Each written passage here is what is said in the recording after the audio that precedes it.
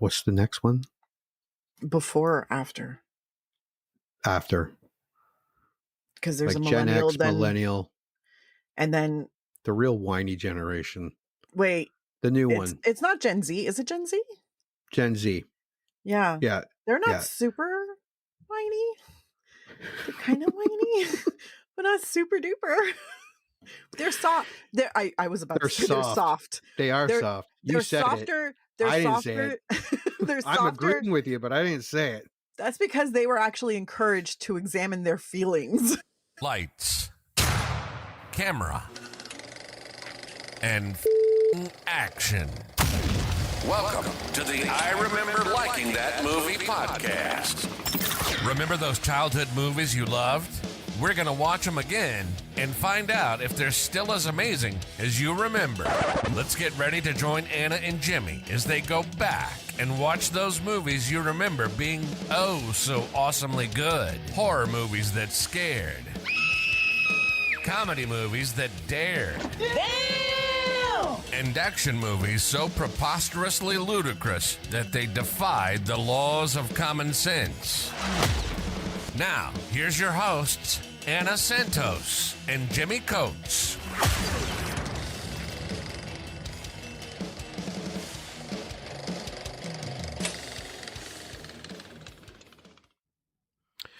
Yeah. Gross.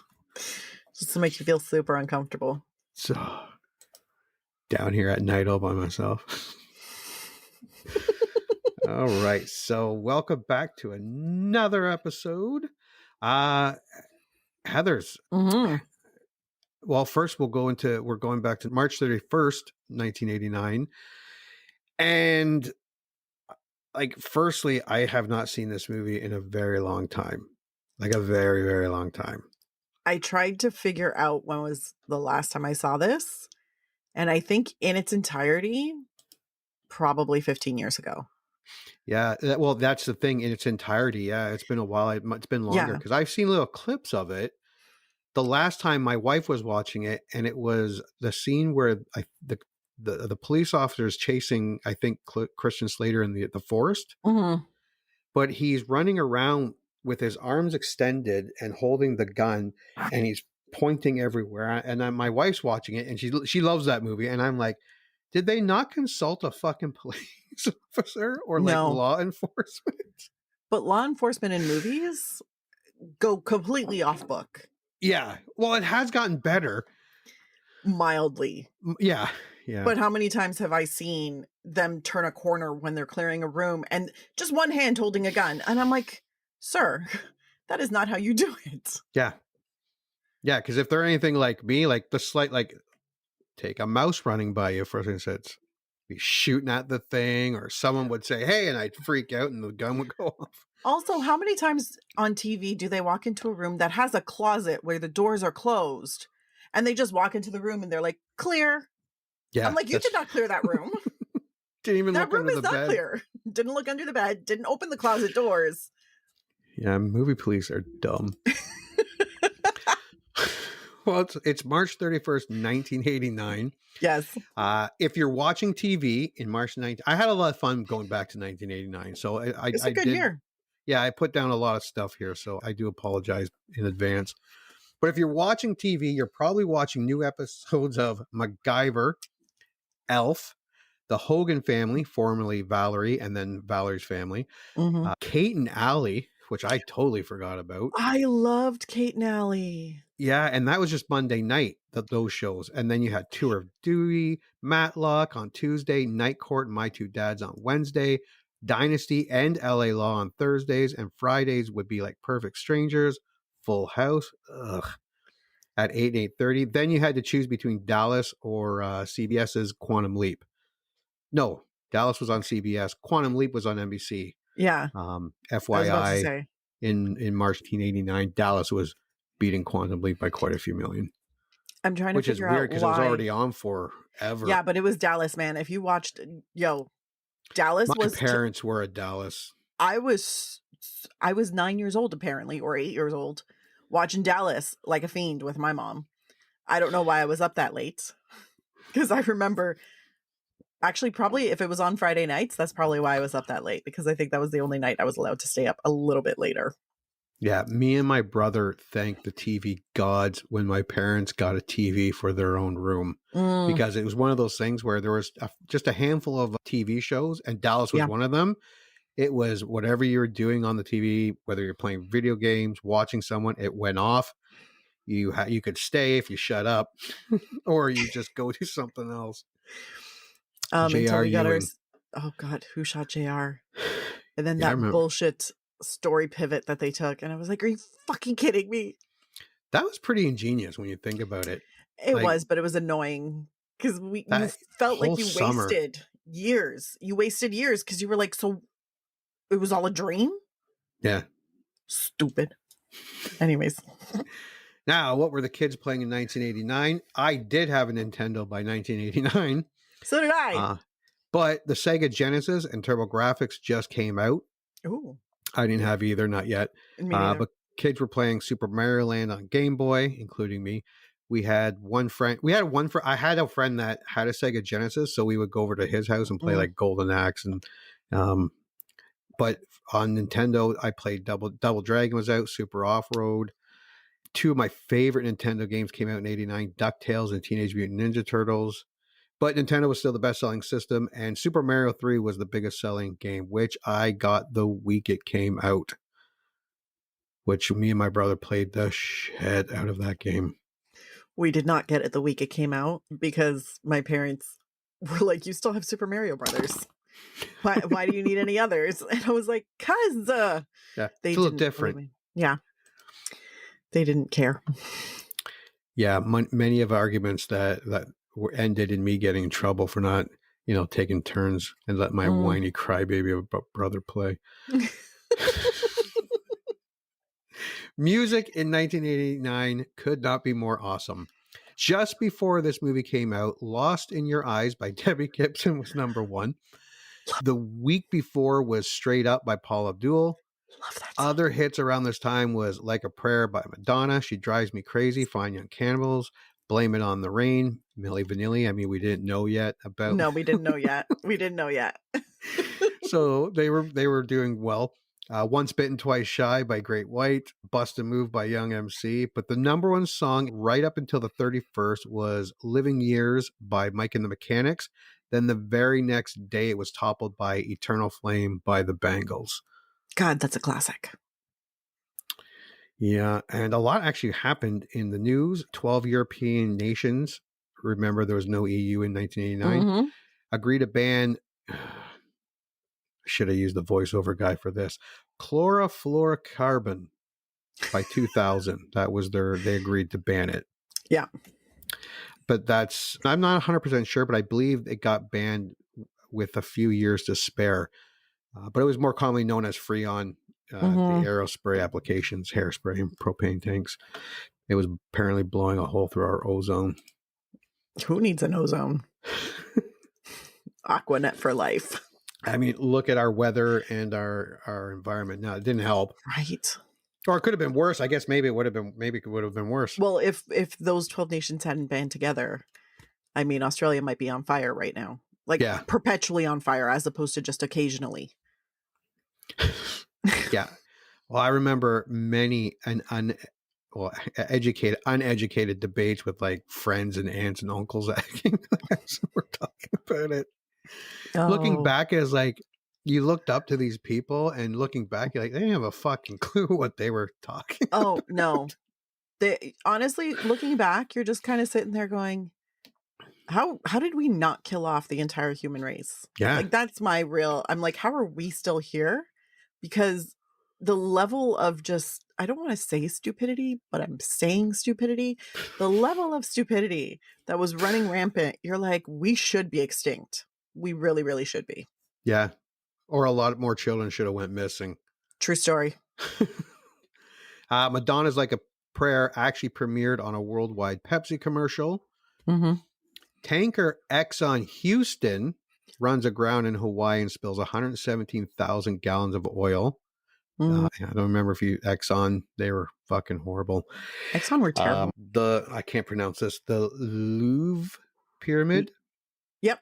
designed by MEP, is inaugurated by French President Francois Mitterrand in Paris. That, if you see it, and even if you don't know what I'm talking about, if you see it, it's that pyramid with all the... It's the glass pyramid in the middle Yes. of the like old school, the original Louvre. Yeah. So it's really a lovely piece. Yeah, as soon as I saw the yeah. picture, I recognized it immediately. Mm-hmm. Iran drops diplomatic relations with Britain over Salman Rushdie's book, The Satanic Verses. This is when it began.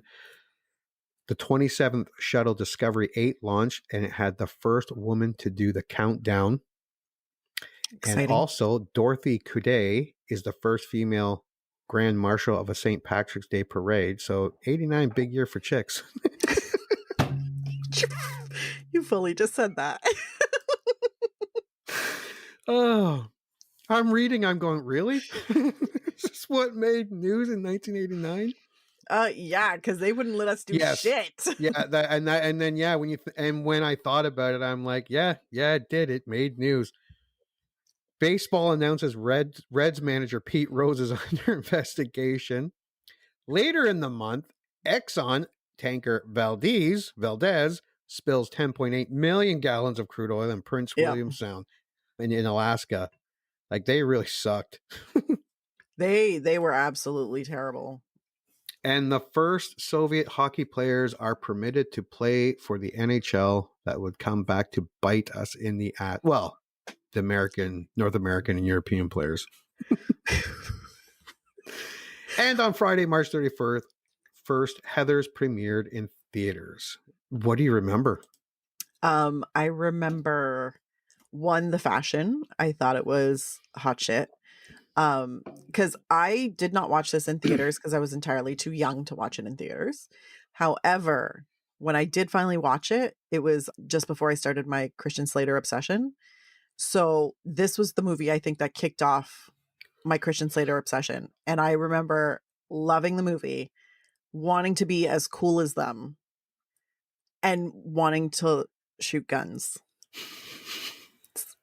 Because it was literally, I wanted to be Winona Ryder so bad. Because she was just so cool. I was reading an article just before, while I was setting all this stuff up, and I don't know if it was, what is it? It either had to be a tail end millennial or a, what's the next one?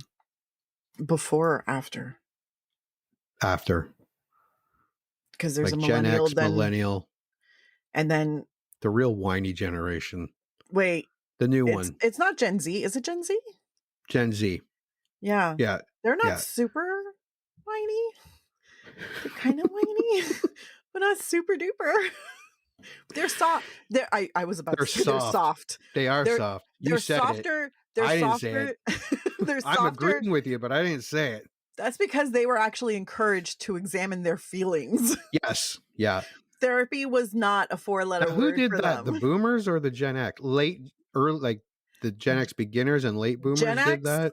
Beginners. Gen X kind of started it because Gen Xers were like, I'm going to express my discontent. Yeah. That was a very popular theme among them. And then the millennials came in and they were like, we're going to talk about all of our feelings, but we're not going to do anything productive with it. We're not going to try to resolve it or work through them. We're just going to talk about blame you. pretty much. And then Gen Zs came in and they're like, guys, let's do some therapy. Let's write in our journals. Let's work through the shit. Let's make the world a better place.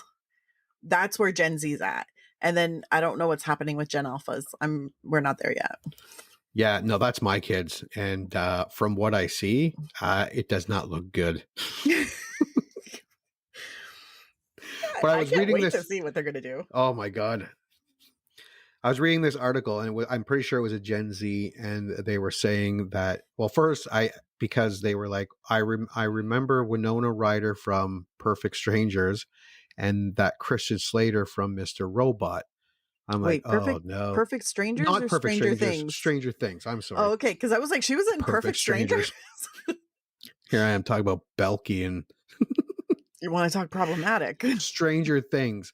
So they don't remember the two actors from any movies. They remember from these new TV shows, which is fine. But They Both very complained good. about their complaint was it was violent. The Christian Slater character waving the gun in people's face at school. Don't they know that you would get in so much trouble for that? And it was a very weird article to read, and it kind of makes you see where their mindset is, and you see where our mindset was, and Yeah. how different it is, and how out of that world we really are. Like, this is not our world anymore. Yeah. This is their world. We're still a part of it, but we're on our way to no one giving a shit about what. But it's funny because even in 1989, this movie was very much like a fever dream. Like, it was not something that was representative of real life. Yes. So then I can understand why a Gen Z would watch it. They missed the whole point completely. They're like, we're like, no, sweetie, this is not real time stories. Like, this is a whole different animal. Yeah, like we didn't get angry and just pull out our guns and start. Look, this movie was fucked up in 1989. It was pushing all kinds of boundaries, and it was overly violent, and it was out of the box, and it was radical. Yeah. And I thought, because 89, I thought this was kind of like in the middle or a little more after the beginning of Christian Slater and Winona Ryder's career, which I was wrong, because Christian Slater, well, he was in like The Legend of Billie Jean, and he was in that Sean Connery one, the In the Name of the Rose. Yes. But other than that, he made a couple TV appearances. So Christian Slater was definitely a 90s, the Christian Slater that I grew up liking.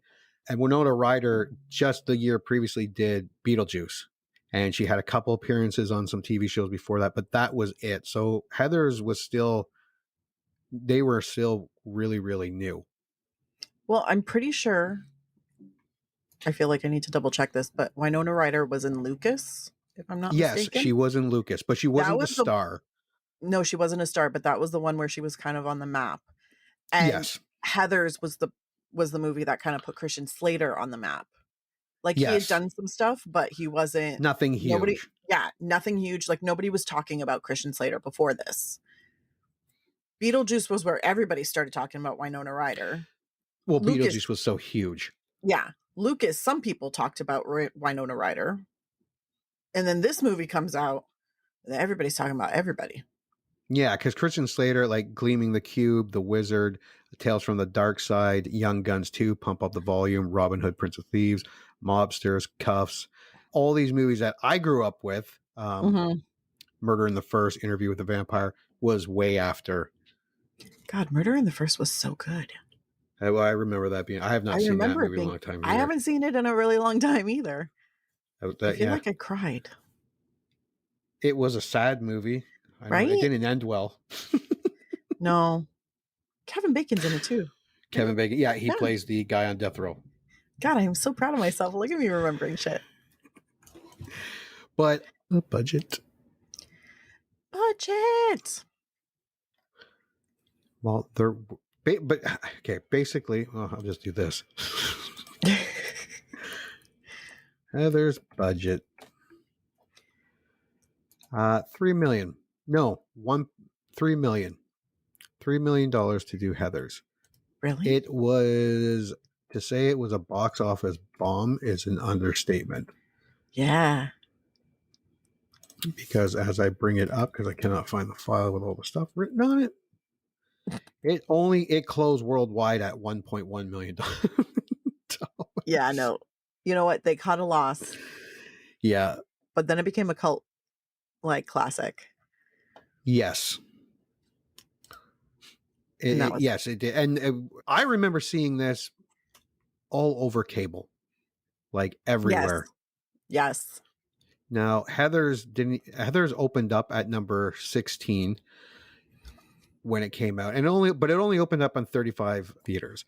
And there were movies like Rain Man, Fletch Lives, Bill and Ted's Excellent Adventure, Leviathan, Troop Beverly Hills, working girl, twins. So there was a lot of like, those are everything I named there is like a classic 80s movie. Mm-hmm. And it just did not make it. It was in the theaters for quite a few weeks, but every week something new came out. Like the next week it was Major League, The Dream Team, Cyborg, Dead Calm.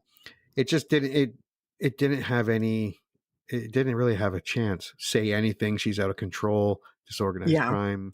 So it didn't have a chance to, and it wasn't in enough theaters, but people who saw it really, really liked it. Yeah. Now I didn't go. You said you didn't go to the theaters and see it. I did didn't not go go to to the the theater. theaters. No. There was no way my mother was letting my 8-year-old ass go see this movie in the theaters. And I'm not even sure when I saw it on. I don't even know. I wouldn't have rented it then. It wasn't. I probably saw this movie on TV. Is when I I first saw saw this it. movie on TV 100% the first time. After that, I rented it because, as I said, this kicked off my Christian Slater obsession. So I remember watching it and being like, this movie is so fucked up, but it's amazing. And I watched it in like 92 on TV. And I was like, this is amazing. I want to dress like all of these girls. Okay, so I was kind of surprised that the movie is rated R. So that has gotten me excited because I think when I saw it, if I'm right and I saw it on TV, it would have been edited. So I don't know if I even saw this properly. I might have, like if it was on HBO or something like that on satellite or one of those other movie channels, but I don't know if I actually remember seeing it properly, because I have seen it a few times in the 90s, but I'm thinking in my head, and if it was on TBS or USA or whatever, it would have been so edited. edited. I rented it a few times after I first watched it. So I know I saw, and that's why when I'm like, I can understand why a lot of people, this movie can be very jarring for them. Because it's like a feverish LSD violent dream. Yeah. And I love it. Like it'll fuck you up if you're not ready for it. Literally, I can barely remember any scenes from it. I can only remember a few of them. But they're just so, I'm like, I remember loving this movie so much and it being so fucking almost random. Like, you know what I mean? Where it's just, it doesn't seem to follow like regular people logic. So good though. All right, I found the rest of my stuff. I apologize. It's okay. All right, so now we can go to the tail of the tape. Mm-hmm. Did you hear that? Yes. I did. Yay. So loud. Was it loud? Well, I could hear it very clearly. Okay. Instead of the ting, ting, ting. All right, so the tagline for Heathers was best friends, social trends, and occasional murder. Accurate. Which, yes, very accurate. And we are going to share this. This was, can you see that? I can. Okay. For everyone listening, it's basically Winona Ryder, Christian Slater on top, Heathers, from the first blush of romance to the last squeeze of the trigger, and it's just them standing in front of a chalkboard. She's in front of him. They're holding each other. I could have picked this out of a lineup, this VHS copy, this poster. Mm-hmm. Like I do remember seeing this a lot in the video stores. Like even in the 90s, early 2000s, if you went by the proper, I don't know what section it would be in. Comedy, drama. Wasn't it usually put in like thriller? Because we had like a teen movie section. Yeah, some places did. Yeah, the bigger ones. In my Blockbuster. Yeah. Yeah. We had a pretty big Blockbuster near me. So we had it in like the teen movie section. And then I think we also had it in the thriller section, if I'm not mistaken. Because there were multiple copies. Yeah, and I remember going to lots of different video stores, but it was just one of those movies where it was a staple to have at a video store. Oh, this was the perfect slumber movie or slumber party movie. Girls were having slumber parties. We were watching Heathers and Dirty Dancing. Didn't make sense, but we did it anyways. Oh, and then Robin Hood, Prince of Thieves when that finally came out, but that was later in my teens. We're going to have to watch that again because I was reading a bunch of articles. I get into like these where I just get lost in the movies that were great now that kind of suck or didn't age well. And the shit that movie gets. Oh, that movie is terrible. It's absolutely I own terrible. it. I have it on Blu-ray somewhere. I love it, but it's terrible. Yeah, and then because a lot of the things I'm like, oh yeah, he doesn't have an English accent. Oh yeah, neither does Christian Slater. But Christian Slater tries to do some sort of United Kingdom accent. I did remember Kevin Costner saying that he attempted the British accent, but apparently it was so bad that the director told him not to do it. Honestly, it was terrible. Also, this is one of my favorite movies that Morgan Freeman does. Like it was, yeah. His character is just the perfect. You don't know shit, man. Like through the entire thing. Also, Alan Rickman. I was going to say it also has one of the greatest villains in multiple movies. But it was amazing because he was a wonderfully threatening but also petulant villain in this. Yeah. You're just a big crybaby, but still threatening. This is beautiful. Yeah. God, he was so good. So we'll have to go back and watch that movie, even honestly, if it is horrible. I would love to. It's been probably 20 years since I saw it. I think the last time I saw it was when I bought the Blu-ray, and that had to be maybe 10, 15 years ago. Yeah, I think I saw it on like A&E one night. And I remember going to the drive-in and watching that. Shit. My parents were huge Kevin Costner fans, and they were a huge Bryan Adams fan, and that song was playing every third song on the radio. It really was. This was like the ultimate grade school. I knew it off by heart, and I wasn't even that big of a Bryan Adams fan. Like I liked Bryan Adams, but I could sing that. I probably still could sing that. So the outline per Rotten Tomatoes is Veronica, played by Winona Ryder, is part of the most popular clique at her high school, but she disapproves of the other girls' cruel behavior.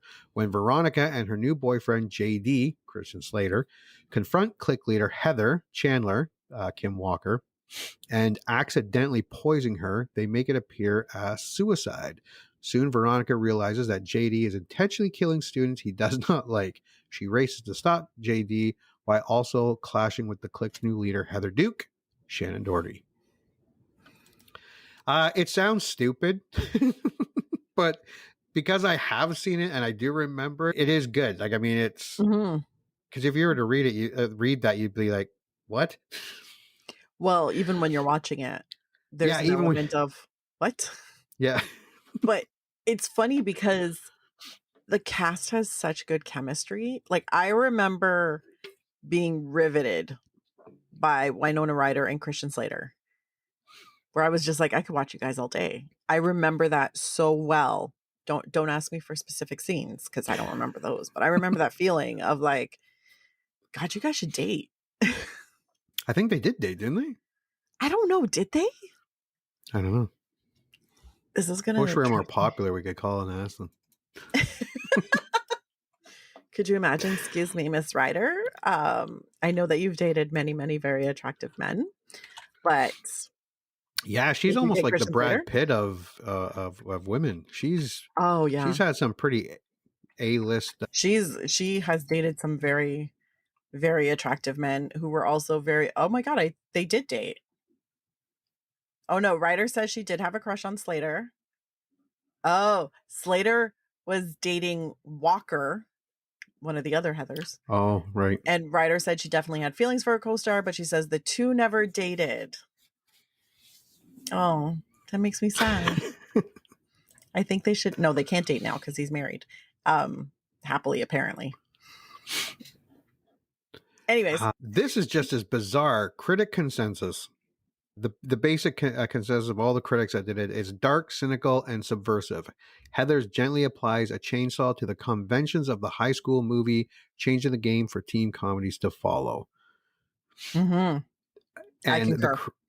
out of 57 critics, 93% on Rotten Tomatoes. That's like Impressive. I don't know if that's getting me more excited or setting me up to be more disappointed. But that is hell of a score for an 80s high school movie. Yeah. But I mean, go ahead. It broke the mold. It wasn't this is not a John Hughes movie. No, and that's I was like Fast Times at Ridgemont High, I'm pretty sure didn't get an 93. I know Porky's didn't get a 93. And I don't think Breakfast Club got a 93. So now audiences from over 50,000 audience scores, it got 83%. It's a bit of a difference, 10%, but an overall 83, that's impressive. That's really, really high. And I hope I'm not expecting too much. IMDb even has it at 7.2 from 106,000 audience ratings. It's high. That's very high.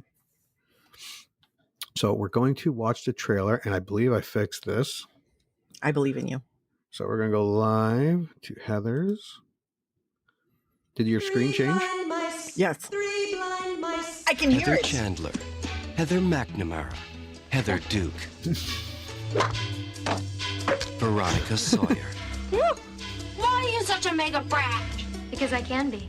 The most powerful clique at Westerberg. God, Veronica. Drool much? Most people would die to get into it. Heather #1 just looked right at me. I'm worshipped Westerberg, and I'm only a junior. Veronica would kill to get out of it. You were nothing before you met me. You were a Girl Scout cookie. JD has come to answer her prayers. I'm a no-rest build-up man myself. We'll kill her. He's got a way with women. A way with words. Is this as good for you as it is for me? Life can suck. And a very special way with a gun. Veronica can't live with him. Now! I love my dead gay son. And she can't live without him. Does this turn out weak or what? I had at least 70 more people at my funeral. What? Their meeting was destiny. That knife is filthy. What do you think I'm gonna do with it? Take out her tonsils? Their love has a body count. Loved you.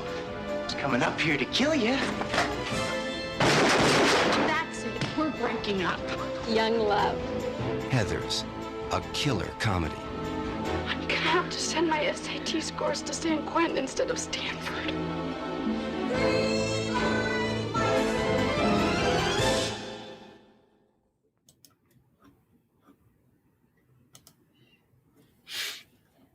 Well, at least you got to hear it this time. I'm very excited about that.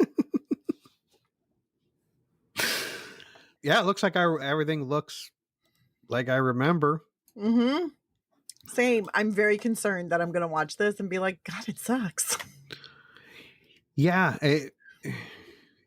like everything's saying it should be good. Yeah. Like it's a cult hit. like- They made a musical of it. They made a TV show musical. Yeah, it's got 93% on Rotten Tomatoes. That's pretty high. I mean, everything's pointing to this is going to be great, which is what concerns me. Because even my recollection of it, I'm like, I remember loving this movie. I watched it multiple times. I must love it. No, I'm like, I don't want to watch it because I'm like, what if I don't like it anymore? I had this discussion when we watched Halloween H2O, and I'm like, if I would have just left it alone, I would have been like, yeah, it was good. I remember liking it. Yeah. Then you revisit it and you're Then like, I revisit, I'm like, this fucking sucks. But no, let's go watch the movie and we'll see for ourselves. I hope it doesn't suck. You heard them. Movie time. Let's all go to the lobby and get ourselves a treat. And then watch a classic kick-ass movie from whenever the one we're about to watch was made.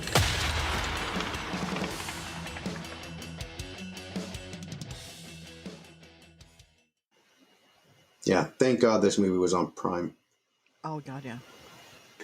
I'm telling you, Prime and Tubi have the greatest selection of old movies. They really do. Yeah. Prime, Tubi. I'm trying to think. You know what you can find? Roku channel does some random Actually, shit. Roku did get some random. Yeah, You're they like, do. oh, I'm gonna watch this then. Of course, now And I'm they afraid actually to watch now they're things. starting to do their own. They're getting their own Yeah. originals. Yeah. I saw something and it was like a Roku original, and I was like, they're making their own movies now? Amazing. Well, they started by buying. Remember that company that popped up, and they were going to do the 10-minute TV shows. Oh yeah. And then it flopped horribly. Mm-hmm. But it had like really big names that did these shows. Roku bought them all. And then renamed them Roku Originals, and then they were successful. And then now they're starting to buy some stuff and fund some stuff. Yeah. But then you have to have Roku on whatever TV you have. I have a couple of Amazon, not Amazon. Yeah, I have an Amazon TV and a Google TV and a Roku TV. I do not have a Roku TV. I just have a regular TV. Oh, the box? But I bought the little Roku box thing to add on to it because I was like, I am tired of watching everything on my laptop. I have all these streaming services, and I'm like, I want to watch them on a real TV. Anywho. All right, Heathers. We have both watched it, so let's dive right in.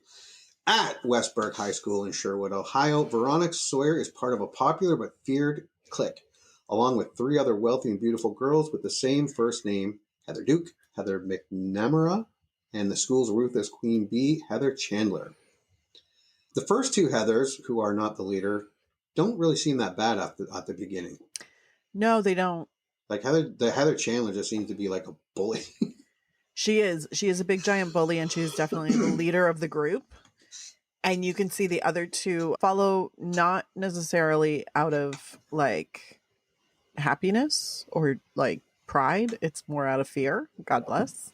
Yeah. And Veronica, you can see from the beginning the discomfort that she has. Yeah, actually, that was my being note, in this group. Yeah. Right off the bat, you could be like, oh, you really kind of don't want to be there. Yeah, she's definitely leaning in a different direction. The 4 girls often play croquet in Veronica's backyard. Why croquet? Like, is it because it's a pretentious sport, or maybe it's a rich white person thing? Yeah. There's a lot of like weird rich white people things. Yeah, which I unfortunately am not privy to. Yeah, no, me neither. It's okay though. Tired of the clique abusing its power, Veronica longs for her old life with her kinder but less popular friends. She becomes fascinated with Jason, JD, Dean, a new student and rebellious outsider after he pulls out a gun and fires blanks to scare football player bullies Kurt and Ram. Yeah, that was a little excessive, like even if they're blanks. But I also want to point out like that okay, so the movie starts with like a dream sequence. Yes. The croquet balls to the head, to Veronica's which was head. funny with that big clunk. Super funny. Oh my God, it was great.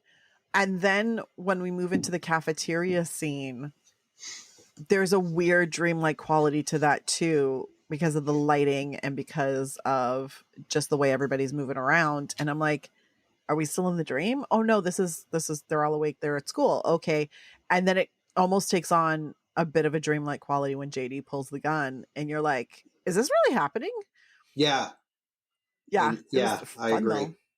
But I thought the two football players were actually showing a bit of growth right off the beginning, because they were like, let's go kick it. The one guy was like, kick his ass. And the other guy, no, we're seniors now, man. We don't do that anymore.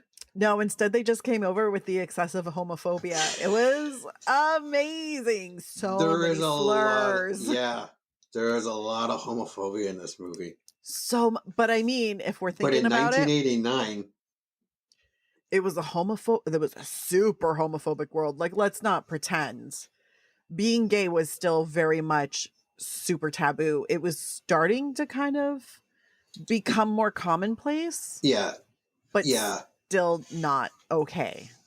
And we had this discussion before. I think we have to just, like, the movies, they are what they are.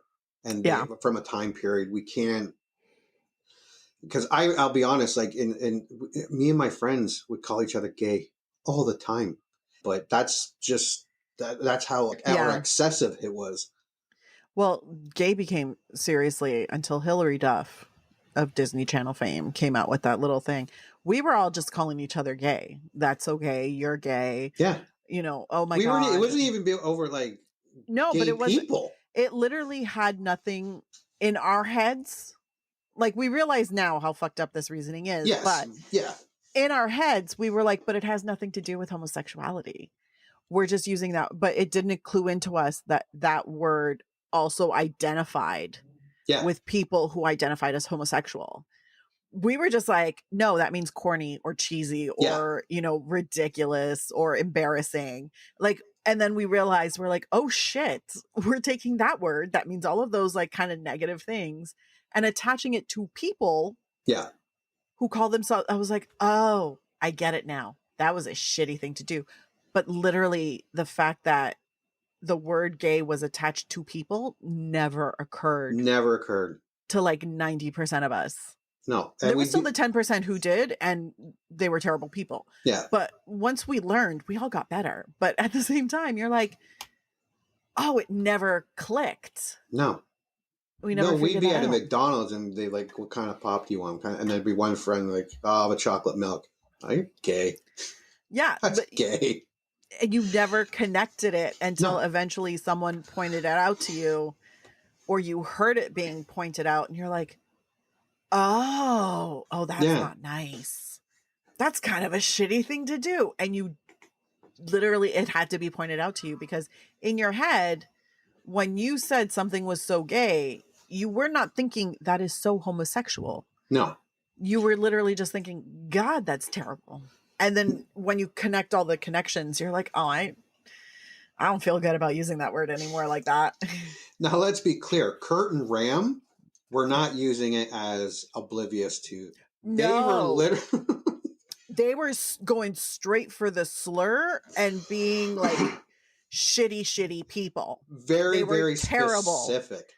They were very, very clear. Also, I'd like to point out that it almost made me feel better that the slurs all came from the terrible people in this movie.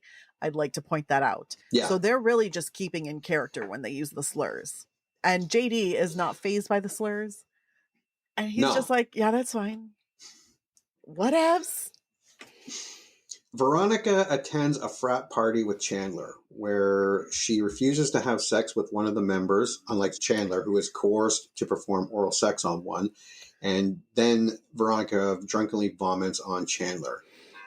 Was she mad that she had to give like a BJ and Veronica had the balls to say no? That's because that's what I got from it. Because it looked like Heather was pretty upset with herself for doing what she did. Yeah, there's a Heather was upset with herself because this is almost what she does in order to stay popular and stay cool with the college guys. You know, like that's her. Oh God, that's the agreement almost. So she doesn't want to do it, but she understands that if she says no, then she's going to lose favor with the college guys. And that's part of the reason that makes her cool. Yeah. We'll say. So I think she's a little grossed out in herself for making that compromise. And then she's annoyed that Veronica said no. Veronica doesn't care that she said no. Veronica doesn't care that she's not going to be invited back to the frat. Yeah. Veronica's just like, I kind of just want to puke and go home. Or go home and puke. Like she was like, I'm not into this. I don't want to do this. I don't want to sleep with some stranger just because he wants to. She's like, this is not how I want it. And can we say that that they made it like, well, Heather made it a big deal that they're going to this college party. Yeah. That the college party didn't look that much but different from a high school party, just that the guys were older. There was pretty much no difference. I was like, the first scene at the party, I was like, is that wood paneling? Yeah. Are they in somebody's basement? Yeah. I'm like, I went to frat parties. It never looked like that. No. I'm just saying.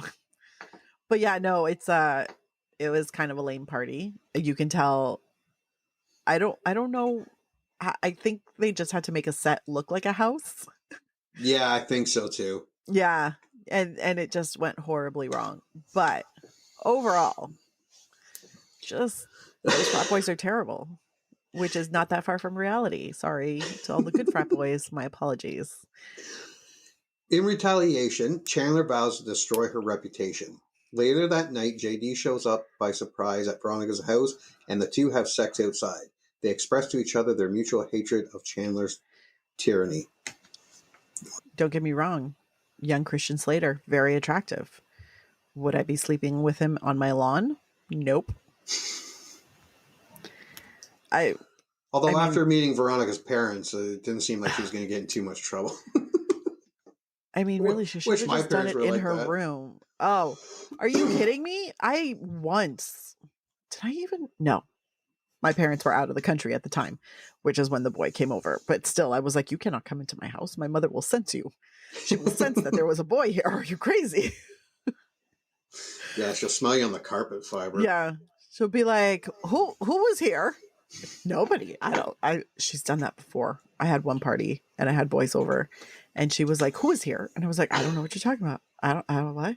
But anyways, that's not the point. The point is this moved fairly quickly. This actually sets up really great for their obsessive relationship where they just get JD and Veronica get super caught up in each other and almost feed each other's mania. Yeah, because it's kind of like innocent and sweet right there at that beginning. Like, yes. Like maybe not having sex in your backyard and that's still bugs and grass. And then what happens with the condensation? Like, no, do it in your room. Your parents are going to be cool with that. You have afternoon pate. Yeah, a lot. Everyday pate.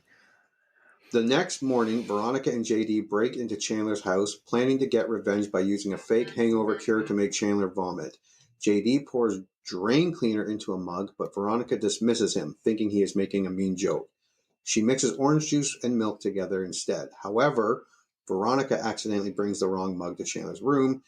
JD does notice this, but says nothing. I love that. I also love that both mugs had lids. And I was like, who? Okay, sure. I'm going to go with it. But also the simple fact that Heather actually drinks whatever's in that mug. I'm like, really?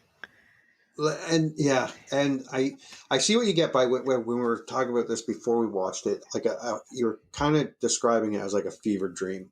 Yeah. Because you have to grasp this or this movie doesn't work. Like you would be like, that doesn't make, You have to literally walk into it and be like, this is going to be over the top. This is going to be extra. This movie is just extra. And you have to accept that as the norm when you're watching this movie. Otherwise, you won't enjoy it. No, yeah, exactly. He serves Chandler the drain cleaner, killing her. Veronica panics and JD urges her to forge a dramatic suicide note in Chandler's handwriting. They did allude to that Veronica can copy people's handwriting because she does that note to the one girl that the boy likes her. Which leads to incredible embarrassment. Yeah. The school and that's exactly how it would happen if that happened. Yeah. It was I know you don't like you must have been cringing as soon as that girl was starting to go. So as soon I'm as like, she started you're not gonna go and confront that guy, not in public like that. That's more of a locker. As soon as not in front of the locker, I'd wait until he was alone in some secluded part of town. I would never. Are you kidding me? But as soon as she started reading the note, I was like, oh no, sweetie, don't believe it. But then she started getting no. Because you saw her like mulling over on whether or not it was true, and it made me so uncomfortable.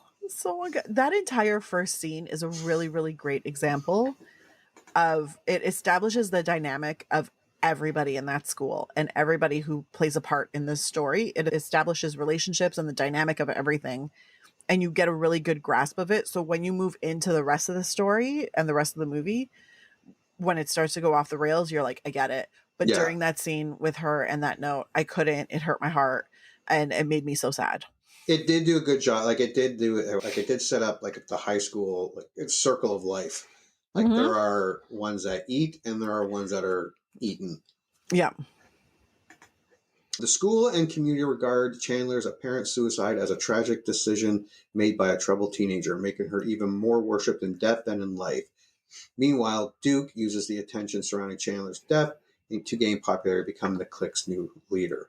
I like that whole in the teacher's lounge or meeting. Yeah. And the principal's like, was she a cheerleader? I can see giving half a day to a cheerleader. Yeah. And then that hippie one that talking about suicide, and which back then was very foreign. That It was. whole way of thinking. The conversations about mental health were Health, not what they were back then. Like they were like what they are now versus back then. Totally different.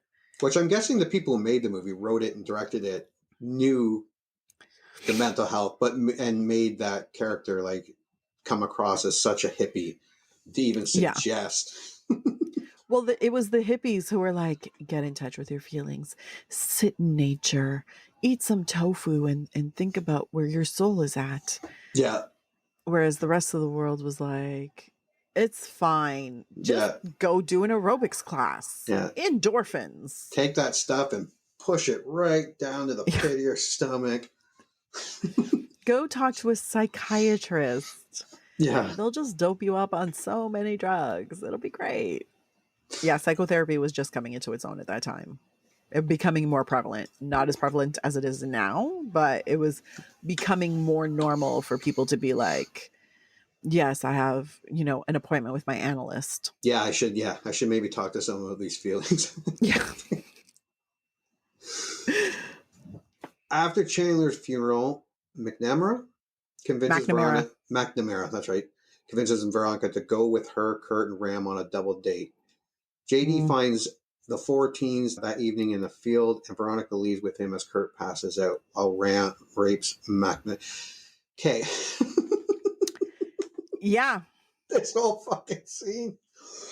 Because I'm watching it, and it was a very funny scene where she's like, okay, I'll go, like, you owe me one to go on this double date. She's like, oh, okay, as long as they're not going to end up drunk trying to tip over a cow in the field. And then it cuts to them in a field. And they're trying to tip over a cow. Yeah. And when JD's like, what are you doing? Like, come on, let's go. And the other guy passes out. But in the corner of the screen, and I'm looking at it, I'm going, is he pinning her to the ground and she's trying to fight? I'm like, that is the most blatant date rape I've ever seen in my life. And Veronica's just straight like, oh, hey, what are you doing here? Yeah. Oh, let's go. And I'm like, this is why LSD fever dream. Yes, because it was. Like, it's obviously not to be that it's okay. It's a common thing. This is obviously the director and the writer saying this is like so blatantly shown to you on purpose. But at first I'm like, they're on the ground. It kind of makes it look like they're like, but like he's holding her, pinning her down, and she's trying to push him. Yeah, no, you see the struggle, and like it took me a hot second. Like, I'm not even gonna lie to you. Like, initially I was like, oh, okay, they're making out in the background, whatever. Yeah. And then like I'm watching the conversation between JD and Veronica, and then I was like, she's pushing him away? He's like holding her down. Is he raping her? Yeah.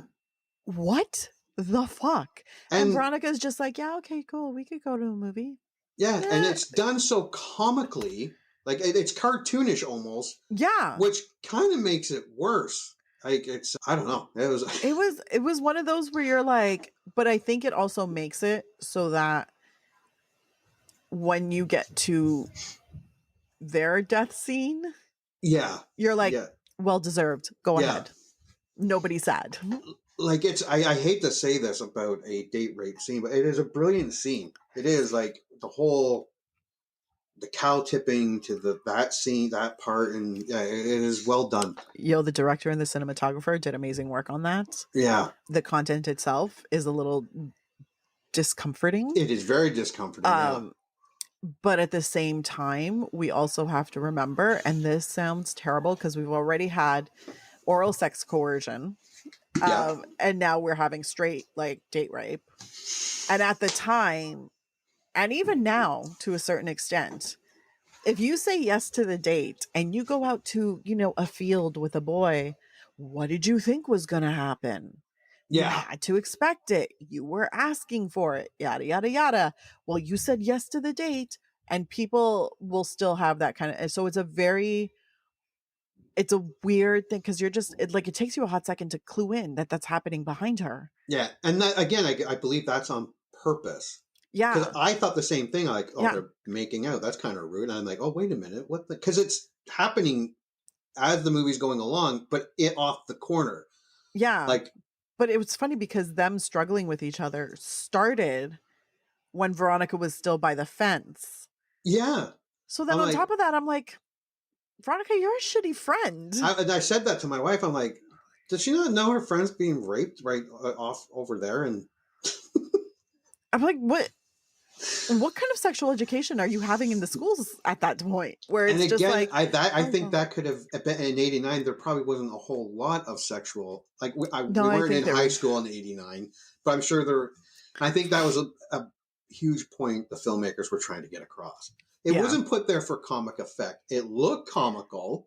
I don't think it was put there for. It was put there as a statement. Like, I think it's also an extra statement of this is just how shitty these people are. Yeah.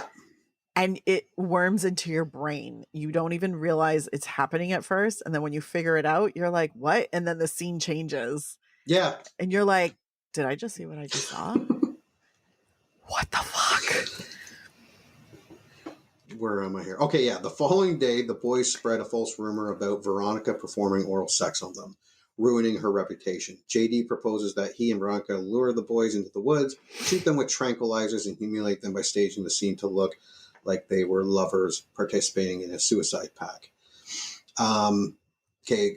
Let me just, in the forest, they do this. In the forest, JD shoots Ram, but Veronica shot Mrs. Kurt, who runs away. JD chases Kurt back towards Veronica, who realizes that the bullets are in fact lethal. Fatally shoots him in a panic. JD and Veronica are nearly caught by police, but they make out in a station wagon to pretend they were there all along and had nothing to do with it. The way they set up being gay, like they weren't sure that the dildo, the lube, all that was enough. The thing that was going to put it across was the bottled water. Yeah. I started laughing. But when the cops do like look over the scene and they're like, wait a minute, look, bottled water. Oh, it's the mineral gay. water. Yeah. I like how that was like, only gay people drink mineral water. You're right. You're right. And you're like, I mean, in the 1980s, I can actually see that kind of being valid.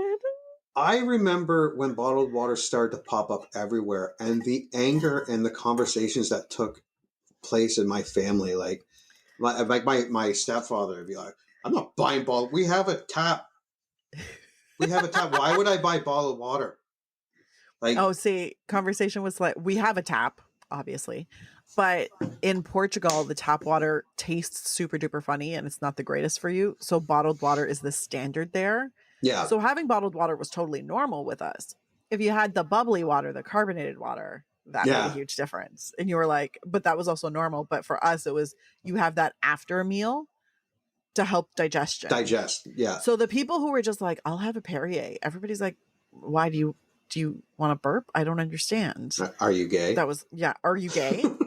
Apparently. Well, anytime you saw a man who was like, yes, I'd like a Perrier. It's like, either you're gay or you're too rich to know better. Which one is it? As a kid, I do remember a company called Clearly Canadian. Yes. And it came in a blue bottle. It had different flavors. And they were way more expensive than pop, but as me and my friends, if we had enough money, that's what you bought. I remember them being delicious. They were so good. I think that was the last time I actually liked like flavored water. I've tried the bubbly. It's gross. But anyways, that's not the point. And I remember stating before I watched this movie that I remember the cop scene being ridiculous. And now I don't know if it was on purpose. Because that's that's horrible police work. Terrible police work. Even they catching them with the clothes off in the station wagon, not even questioning them. Yeah. Must have been a rabbit, I think he says.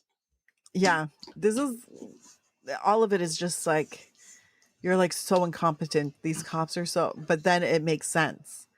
it makes sense why people can die, and everybody's like, oh yeah, no, this is exactly what happened. Heather Chandler, she died by suicide. She wasn't depressed. She wasn't sad, had everything going for her. But yeah, sure, it was suicide. And then now we're at their funeral. The boys are made into martyrs to homophobia, growing increasingly disturbed by JD's behavior which may be influenced by his mother's suicide and his sociopathic wealthy father's abuse of people. Veronica breaks up with him. That whole funeral scene was amazing. So good. And I loved the guy who played the priest. Yes. Yeah, he's awesome. He's so fantastic. I was like, oh, he's back. Yeah, but they with the jocks with the helmets on, laying in the casket, and the father accepting that his son was a homo. Yep. Dude, I loved him anyways. amazing. I love my homo son. Oh, that was so good. Oh my god. Yeah, no, I love the funeral scenes in general. Yeah. In this one. Even the Chandler's funeral scene. Yeah. Because there's also still something very almost dreamlike about it. Like there's a surreality to this entire movie. Yeah. Where you're just like, I know this is happening, but is it really happening? This is so like it fucks you up, man. At first I thought it was because it was a low budget or almost indie like production. It did have a lot of that type of qualities, but then I was like, no, they wanted it to look almost like, is this an entire dream sequence? Is this? Yeah. A little while after this, JD blackmails Duke into getting every student to sign a petition that, unbeknownst to her, is intended to act as a mass suicide note. He then gives her a red scrunchie that Chandler had worn, signifying her new power over the school. Meanwhile, Martha Dunstock, a large girl who was targeted by bullying, pins a suicide note to her chest and walks into oncoming traffic. She survived and then is badly injured, but then mocked by her peers for attempting to copy the popular kids. Oh, God. I can kind of see why Gen Zs would watch this. If you don't go in with the right frame of mind, how horrible you could think this movie really is. Oh, 100%. But I think Gen Zs would totally be able to appreciate the abstractness of it. So I'm like, because it's still, they would totally appreciate, like, so much is offensive in it. 100%. Yeah. But it's so far kept me very entertained. Yeah, in reality, this movie is just a horrible look into the high school social psyche. Like, yeah, it's just the extreme of it. Yeah. Later, McNamara calls a radio show to discuss her depression. That was also a great scene. That was fantastic. Just how stupid yes. Duke tells the entire school about the radio call the next day, and McNamara is bullied. McNamara attempts suicide by overdosing in the girls' bathroom, but Veronica intervenes. Yeah, again, it was a good scene. Veronica returns home, and her parents say that JD stopped by to tell them that he was worried that she would attempt suicide. He leaves a note revealing that he can successfully imitate her handwriting and a Barbie doll hanging in her room. JD breaks into Veronica's house with a plan to kill Heather Duke, but the murder is revealed to be a dream sequence. Yeah, the one thing that does irk me as I get older, and I see it in TV and movies even to this day, is that the teenagers who arrive above adult intelligence. But although, I'm like, are you telling me that not one adult in that entire school was paying enough attention to be like, you know what, we're gonna flag this. We're gonna flag this. This is off. This is a little off. But I mean, if they did that, then it would alter the storyline to the point where we wouldn't have what we have. So, but it still does irk me where I'm like, why are Veronica's parents like such shitty parents? Yeah. Why would they be taking advice from a 17-year-old boy? Right? I've met 17-year-old boys. They're as dumb as shit.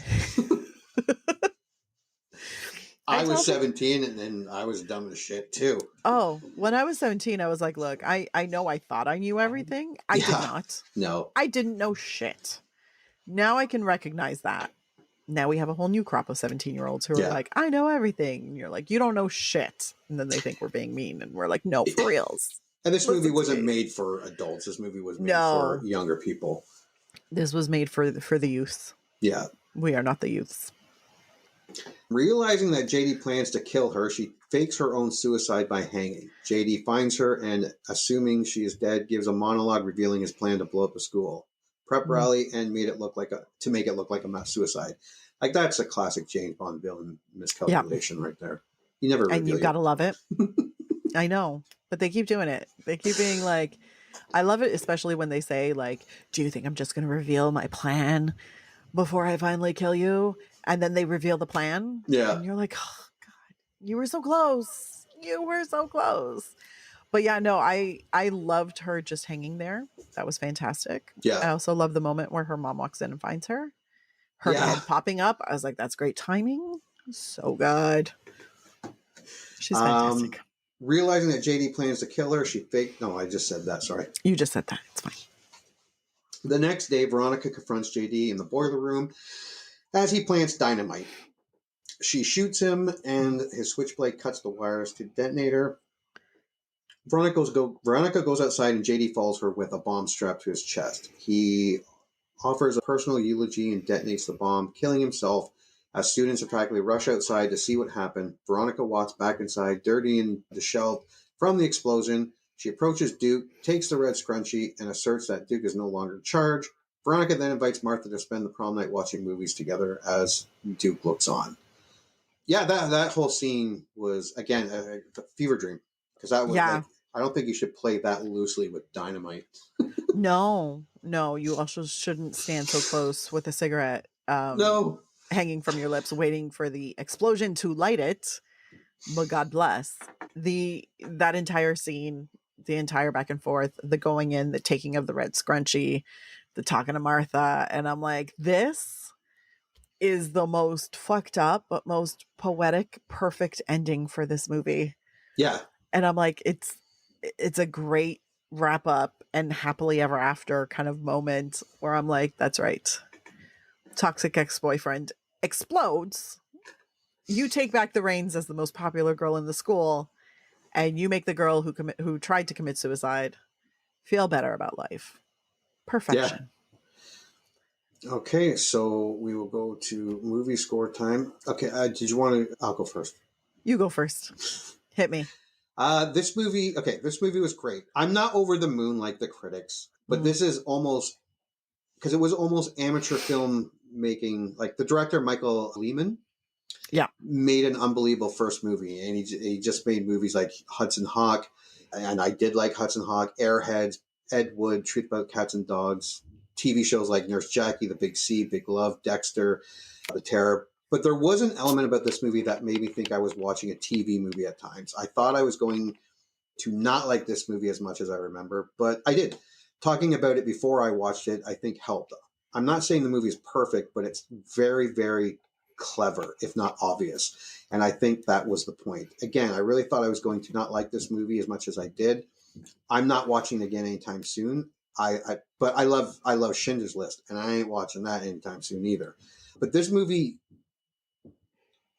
it took me back, and it had a lot of great movie tropes that I loved. I enjoyed the emerging talent of Christian Slater and Winona Ryder, even though it was, again, amateur at times, but it was they were just beginning. This movie was so absurd that it was funny, and it was supposed to be. It was an 80s movie. It was nostalgic. It was different, and at the time, different than any other type of teen movie I could think of. To me, it's not a masterpiece, but it's pretty good. Like, if you're younger, maybe read up on it before you watch it, so you don't completely miss the message. But yeah, I give it a 7. It was very, really good. Like, if you watch it, you'll be treated to a nostalgic treat that is a little rough in places, but overall, totally enjoyable. Yeah, that's very similar to my thoughts on it. I think any roughness to the picture and to the movie itself was purposeful. Mm-hmm. I think it's supposed to feel it's supposed to make you feel off kilter. Yeah. So it wasn't going to be defined.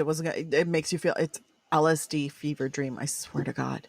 And if you keep that in mind, or if you accept that this is not a retelling of reality, then it's an incredibly entertaining movie. And it's something that you definitely has a lot of social commentary in it that a lot of it is still very, applicable today. And I'm running with like a 7.8 because it's bordering on awesome. It's totally bordering on awesome. It's still as good as I remember it being. I probably am not going to put it in my rewatch rotation, but I can definitely appreciate it for what it is, which is a very unique telling of the high school experience, but in excess. Like it's just, we're going to make this so extra for you. And everything's going to feel a little over the top, and everything's going to feel a little intense. Because sometimes I was like, that's a lot of feelings for some high schoolers. God damn. Yeah. But I mean, it's a great movie. It's a great movie, but I don't think I want to watch it all the time. This is a special treat, maybe for when you're drunk. And I think that's why I liked it back then. I thought it was cool then. It was like a fever dream, but it was also like a revenge fantasy, like a what if. 100%. Yeah. 100%. This was if you could get back at all the terrible people. Yeah. Yeah. And it gives you a satisfaction without you actually having to kill anybody. And there are a lot more kids that not get bullied every day, but there are a lot of kids that get bullied every day. But the percent, there's a very small percentage that go through high school without anything bad happening or anything. True. Yeah. So a lot of people could relate to it, even to a small degree. Pros and cons, like my pros is like it's a very on purpose movie. It's a commentary movie, not unlike Serial Mom, Crybaby, Clueless, Drop Dead Gorgeous, Election. But they all came out after this movie. I'm not saying Heather's invented it, but I can't remember a movie before it, especially in the teen. I don't know if there was one in the teens. That's why, like a teen movie. Yeah, it might have been the first. It might have been the first one in the teens. I love the creativeness of it. The funny and its absurdness of it all. Oh yeah, 100%. Like that's definitely the pro. That's the entire pro of this, is that it's so unique. And I don't think, even with teen movies that came in later in the 90s that had that kind of revenge moment to it, it still didn't feel like this. This one put you off kilter. It puts you weirdly uncomfortable, but it's very entertaining at the same time. Yeah, the ones that came after didn't deal with the same content, or at least not as aggressively. Yeah, it didn't. The ones that followed didn't show as much damage that can be done. This movie was like, because it's teen suicide, date rape, homosexuality, and all of it, homophobia that goes with that. Homophobia, was very aggressive.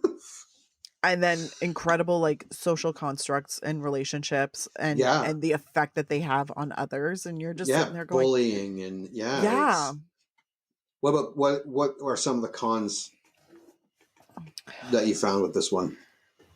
For what it was, the adult characters could have been better. I mean, they were fine, but they could have been better, especially the teachers. Yeah. The teachers could have been better. For neglectful rich parents, I mean, Veronica's parents did just fine. It was whatever. But I feel like the adult characters could have been better and could have been a little more developed. Save for the priest and the football dad. Yeah. Priest, football dad, fantastic. Yeah. They did. All the rest, I'm like, especially the teachers. Yeah. Like I'm like, the scene almost feels superfluous if we didn't need it in order to just explain the next few scenes that are coming up, then we wouldn't need it at all. I didn't like it, but I mean, other than that, I love it when people pull out guns and explode things. Also, except for JD's dad, he gave super good creep factor. Yeah. Yeah, he did come across as a sociopath. He made me so uncomfortable through the entire thing. And it also made me so uncomfortable that JD was like, yeah, let's just hang out. And I was like, why? Your dad is so gross. Go. Run away from him. So if people liked it back then, haven't watched it yet, I think we'll probably like it again. Yes. I mean, it was definitely, I think it was a required taste then. So if you had that taste back then, you most likely have it now. Yes, maybe even more so. Yeah. And if you've never seen it, it's a 50-50 shot of whether or not you're going to like it. I'm going to be perfectly honest. Because I have some nostalgia attached to this, and I kind of understand the randomness that was the 80s. If you don't understand that, and you're not comfortable, because the 80s, I mean, you had like, what was it? Max Headroom? Max Headroom. Yeah. You had that. You had basically just most of the 80s where you're sitting there going, what the fuck? Oh, yeah. Through everything. So, I mean, this is definitely a what the fuck movie. Yeah. So you got to be ready for that. If you don't like what the fuck movies, don't waste your time watching this. You're going to hate it. You're going to hate it so much. You're going to sit there going, but I don't understand why Veronica didn't call the police if her friend was getting raped. I don't understand why why Heather didn't take Veronica home from the frat party if she said she was feeling sick. Why was she so mad at her? If you're going to ask practical, like, sensical questions. Yeah, if you're going to watch it literally, you're not going to enjoy it. Go home. You shouldn't be watching this. Just don't do it. But other than that, it's a fucking ride and a half. It's weird and it's funny. And if you're into that, go on with your bad self. Could it be rebooted or reimagined today? I think it has in some degree. Like they made that musical. Have a musical and a TV show. Yeah. How old is a TV show? Like, did it last long? Couple years. It didn't last long at all. I think they only managed to make like a few episodes. I don't know if they went for the full first season. I think it's on Roku, actually, funnily enough. So I'm planning on watching at least the musical. Yeah, I'd be curious to see it. Yeah. Now, whether or not it can be remade in all of its LSD fever dream goodness could be tricky today. Maybe, but it would take some finessing. Yeah. Yeah. But I think there's a possibility. Yeah. Yeah. Of course, now I want a sequel where I see Veronica's kids. Yeah. Like, are there Heathers, or are they like does she name her daughter Heather and then Heather rejuvenates the Heathers? These are the things I wonder. Well, but yeah, no. Yeah, it was a good time. Yeah, it was. Yeah, it was. I was pleasantly surprised. Yeah. I always hate it when I go into things and I'm like, God, I hope it's still like, because I remember liking the LSD fever dream vibe of it in the 80s. Well, I saw it in the early 90s, but I remember liking that and thinking it was new and it was crazy and but I will tell you right now, when I watched it the first however many times, I never noticed the raping in the background. No, I forgot all about that. And like my wife came in, she was doing something or whatever, and then she started watching a bit, and I'm like, like, is that what's happening up there in the corner of the television? Yeah, man, that shit'll fuck you up. I'm like, what? How did I miss that? Yeah. I've seen this movie like 10 or 15 times. How have I never seen that? And again, I said, like, the director made it very comical looking, which kind of made it almost more disturbing. Yes, 100%. Yeah, no, it was good. It was very. No, good. I mean not that. No. But the movie in general. The action itself. Yeah. No. The movie as a whole. Yes. Yeah. It was good, but you have to be ready to kind of suspend your belief or suspend your disbelief, and like you have to be willing to throw yourself into it. Yes. So thank you for joining us and watching Heathers. If you haven't seen it, go watch it with an asterisk beside that. Like we said, you got to know what you're going into watching. Remember here, I Remember Liking That Movie podcast are not responsible if you watch the movie we were talking about and you do not agree with our movie scores. Congratulations. You just had one of your childhood movie memories vindicated. Or they just eviscerated it. I don't know. This is a generic one-size-fits-all type of ending to the podcast. So thank you for listening, and please join Anna and Jimmy next time for another episode of the I Remember Liking That Movie podcast. If you dare to go back and watch that movie you remember liking,